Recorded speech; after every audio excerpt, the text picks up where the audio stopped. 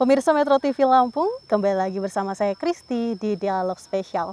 Selama 30 menit ke depan, saya akan menemani Anda dalam Dialog Spesial dan saya akan membahas topik-topik yang tentunya menarik untuk diperbincangkan. Pemirsa, pembangunan di suatu daerah tentunya menjadi sangat penting dan tentunya pembangunan ini harus dilakukan secara berkesinambungan agar dapat memberikan dampak dan juga berguna bagi masyarakatnya. Hal ini tentunya menjadi ruang lingkup dari Komisi 3 DPRD Lampung Tengah dan saat ini sudah hadir bersama saya anggota Komisi 3 DPRD Lampung Tengah, Kiai Haki. Assalamualaikum Kiai. Waalaikumsalam warahmatullahi wabarakatuh. Apa kabar Kiai? Baik, namun sebelumnya izin saya menurunkan masker biar jelas dialognya. Ya, terima kasih untuk di Lampung Tengah ini selama kita di Komisi 3 dan kebetulan kita juga bagian daripada 2020 itu di Badan Anggaran. Di Lampung Tengah ini sangat antusias sekali masyarakat itu dua hal yang menjadi dilema dan sangat diidamkan oleh masyarakat. Yang pertama itu salah satu mungkin yang sangat diutamakan itu adalah bagian pembangunan infrastruktur jalan. Infrastruktur di Lampung Tengah ini menurut Kiai apakah sudah berjalan baik atau masih banyak kekurangan Kiai infrastruktur di Lampung Tengah? Infrastruktur di Lampung Tengah ini kita menyesuaikan dengan suatu anggaran APBD.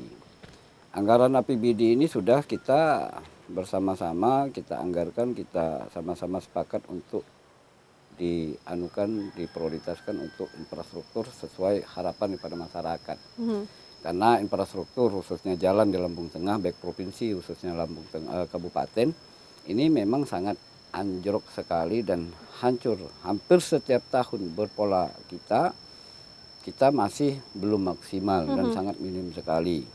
Oleh karena itu sejogjanya Komisi 3 ini kita mengharapkan dengan suatu kepemimpinan itu memang harus duduk bareng.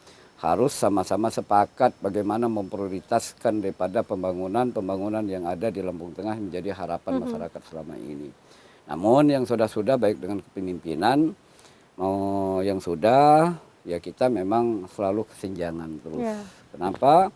Keinginan daripada Komisi 3, kita yang komisi yang bidangi di lapangan, yang praksi-praksi ada di lapangan, yang tahu persis. Sedangkan pemimpinannya kalau tidak paham di suatu situasi di lapangan otomatis tidak berkesinambungan, tidak bisa sinergi. Jadi harapan kita juga ke depan ini mudah-mudahan saya selaku pimpinan Komisi 3, jajaran pimpinan di Komisi 3 akan bersama-sama mengharapkan dengan kepemimpinan Pak Bupati Musa ini, ya kalau memang kita sama-sama sepakat bisa sinergik memprioritaskan pembangunan tidak ada lain. Karena sekarang ini memang kita berkendala oleh COVID-19 ditambah 2021 ini ditambah anggaran vaksin dan itu dipangkaskan dibebankan pada APBD. Namun tidak suatu serta-merta tidak ada suatu jalan keluar. Kalau kita bisa sinergi dengan Bupati, yuk kita sama-sama nanti dengan suatu anggota dewan di Lampung Tengah yang membidangi di pembangunan, yuk kita sama-sama sepakati deh ke depan ini pangkas itu semua anggaran-anggaran itu yang sifatnya terkecuali pendidikan dan kesehatan, yang lain kan bisa itu dipangkas yang sifatnya pertanian, dipangkas sifatnya peternakan, dipangkas sifatnya sosial. Karena sosial masyarakat Lampung Tengah saya tidak yakin deh bahwa kita ini walaupun COVID dia orang ada ngomongkan susah. Tidak ada deh, ya karena mereka itu mayoritas itu petani, mayoritas masih bisa makan, minum. Cuman ya kita ini aja lah yang membuat pola-pola kadangkala itu yang sifatnya kurang sependapat kita dengan suatu SKPD, kepala dinas, yang lain kan. Nah kemudian sudah kita anggarkan lagi, ya kan, sudah kita anggarkan dengan suatu kepala dinas, ternyata ditenderkan. Setelah tenderkan para rekanan juga tidak maksimal, pengawasan juga kurang maksimal. Gimana mau pengawasan maksimal? Karena komisi ini hanya diletaknya setelah kita menganggarkan apa yang harus dilakukan di daerah-daerah ini dengan anggaran PBD, kita dikembalikan ke itu adalah eksekutif. Eksekutif itu adalah pelaksana, kita kembali ke pengawasan. Nah setelah kita melakukan pengawasan, kadang-kadang biodata ditutup-tutupi, nggak mau transparan kepala dinasnya. Nah hingga mereka juga dengan rekanan-rekanan itu juga tidak ada sinkronnya juga dengan kita. Jadi Oke. timbullah semau-mau. Adapun yang sudah dianggarkan bisa dilaksanakan peningkatan jalannya.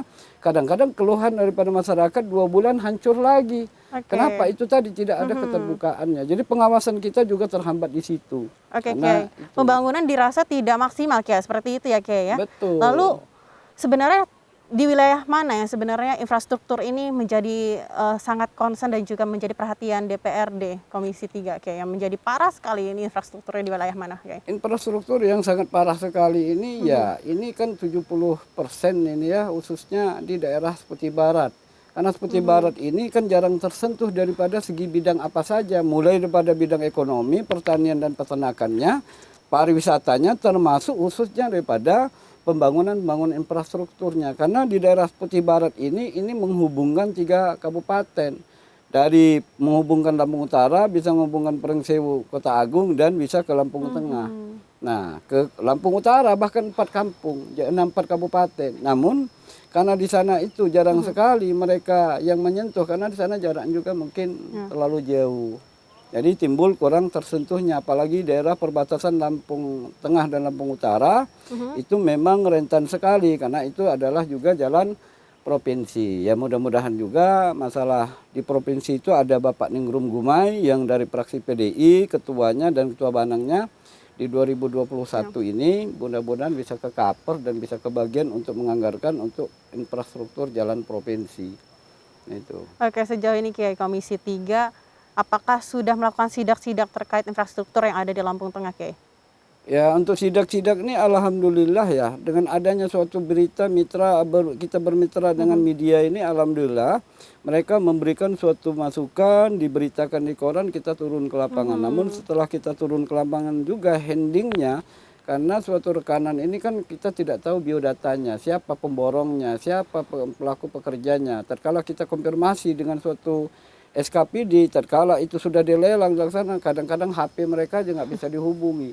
Karena mereka kayaknya diterhantui oleh oknum-oknum. Cuman ya jangan disamakan oknum semua anggota dewan itu oknum, semua wartawan itu oknum. Tidak, harapan kita ya kalau di oknum dia orang bisa lah memisahnya, yang oknum dengan suatu pejabat, yang oknum yang sifatnya mitra, yang mau membantu bersama-sama kita berjuang di masyarakat. Bagaimana suatu anggaran-anggaran duit rakyat ini jangan timbul suatu sia-sia dan mubazir. Itu harapan daripada kita selaku Komisi 3. Baik, Kiai. Tapi sejauh ini, Kiai, menurut Kiai sendiri, untuk pengawasan, bagaimana pengawasan DPRD untuk pemerintah daerah nih terkait infrastruktur? Apakah sudah berjalan dengan lancar, Kiai? Menurut Kiai? Untuk yang sudah ke depan ini kan bupatinya ini baru berapa bulan, beberapa bulan ini kan baru dilantik nih Pak Musa Ahmad. Karena kalau ke depan ini saya meyakinkan, karena Bapak Musa Ahmad selaku bupati ini mudah-mudahan tidak salah, karena beliau ini adalah putra daerah yang memiliki, mudah-mudahan mereka ingin memiliki, mengakui bahwa beliau itu putra daerah, beliaulah yang punya Gunung Sugih, beliaulah yang punya terbagi besar termasuk Lampung Tengah ini. Nah, cuman kalau yang sudah ini kita memang susahnya karena kita miskomunikasi itu tadi antara pemimpin atau eksekutif dan legislatif, selalu kucing-kucingan. Kita tidak pernah peduli siapa pemborongnya, kita juga tidak pernah mau tahu siapa pelakunya, ya kan? Cuman tolong dong transparansinya supaya kawan-kawan rekanan pemborong ini bisa berganding tangan dengan kita selaku anggota dewan. Kalau kita bisa berganding tangan, ya otomatis kita bisa mengarahkan. Kita tidak serta-merta harus mencari kesalahan.